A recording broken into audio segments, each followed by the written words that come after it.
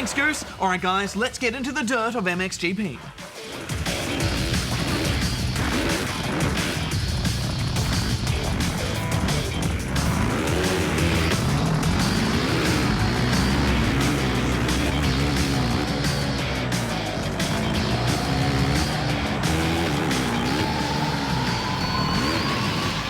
MXGP stands for Motocross Grand Prix. For sportlings out there who are unaware, motocross is a form of dirt bike racing held on enclosed off-road courses.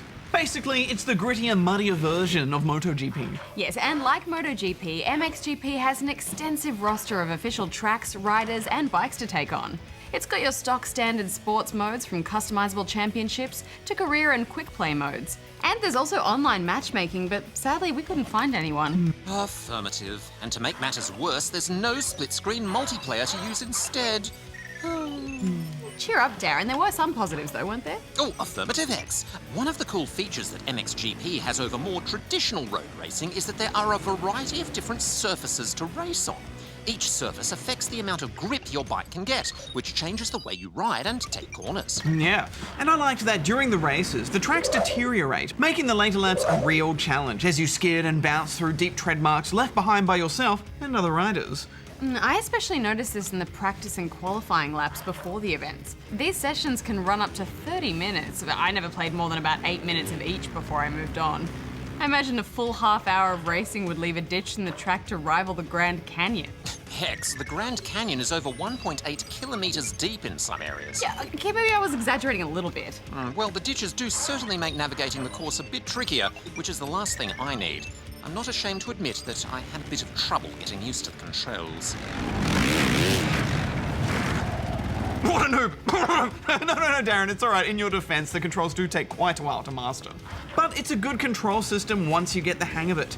Your left thumbstick controls the direction of the bike, while your right thumbstick shifts the weight of your rider. By leading the rider into a corner, you can make much sharper turns, but you risk falling off. It's a balance that you need to master in order to become competitive. Yeah, you need to expect to fall off your bike a lot, but then so do your AI opponents. Super quick resets after crashes mean that you don't generally get penalised too badly for stuffing up. I love how scrappy it feels when you're amongst the pack. It's a genuine tussle to get free of other riders. Affirmative. I preferred the first-person camera view because it made the racing feel at its most intense. And there were a good range of racing assists too, including physics settings to test even the most seasoned racing enthusiasts.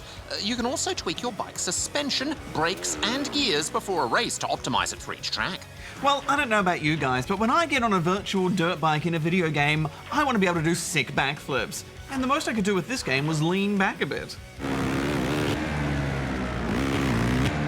It's not very sick. Well, this is a game for motocross purists, Barjo. It's all about the racing. But we should wrap this up, Barjo. What are you giving it? Visually, it does lag behind a lot of the other races out there, like Grid or Forza, but yeah, I think as far as motorbike racing games go, it's one of the better ones we've had in a while, so I'm giving it 6.5 out of 10 rubber chickens. I'm giving it 7. Well, get your coding figures at the ready, Spawnlings. It's time for another edition of Make a Game with Goose and Julian. Roll the tape, Kerry! That's my line.